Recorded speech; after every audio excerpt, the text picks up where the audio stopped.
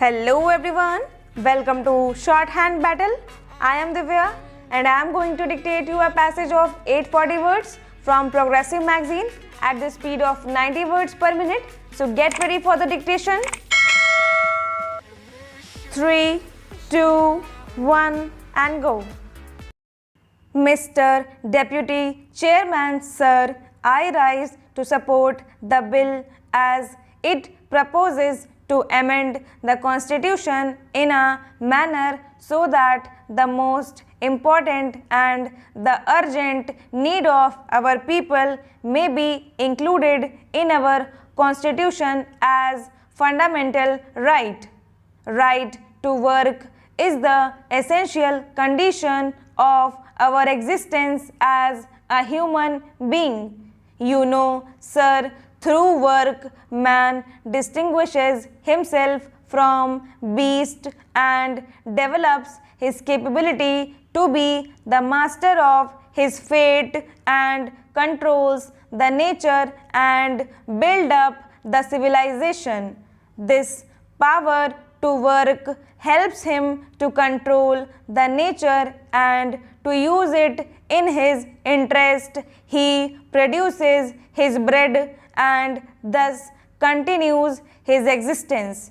Without work, how can a man earn his livelihood? So, it is absolutely related to the question of his existence. But today, this existence of man is challenged in our country. The unending queue of unemployed people is increasing day by day. There is no security of his existence as he has no means of production at his disposal. In a developing country like ours, the unemployment problem is the most burning problem. We have no opportunity to work and no right to work. The number of unemployed people registered with the employment exchanges in our country is more than 2 crores. But this is not the real picture. In the rural areas, the uneducated masses of unemployed youth do not register their names with the employment exchange offices. The agricultural laborers, poor peasants from the bulk of the rural are unemployed.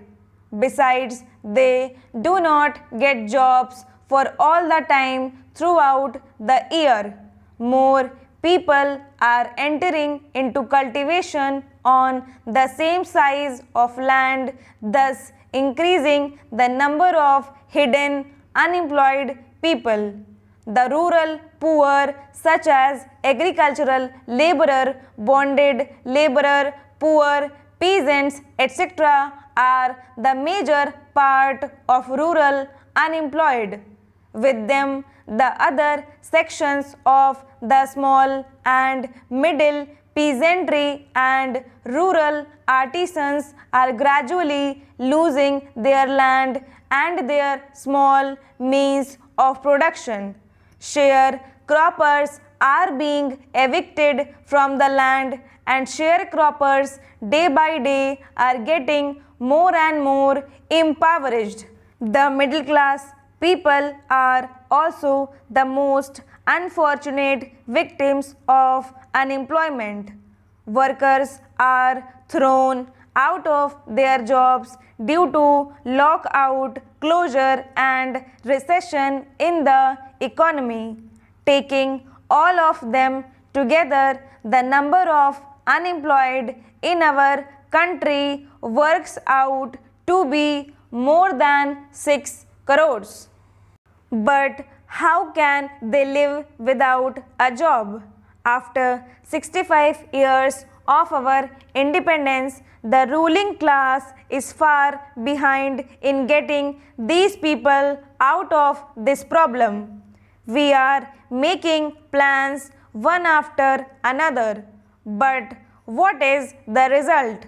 After the first 5-year plan, the number of the registered unemployed people stood at 20 lakhs.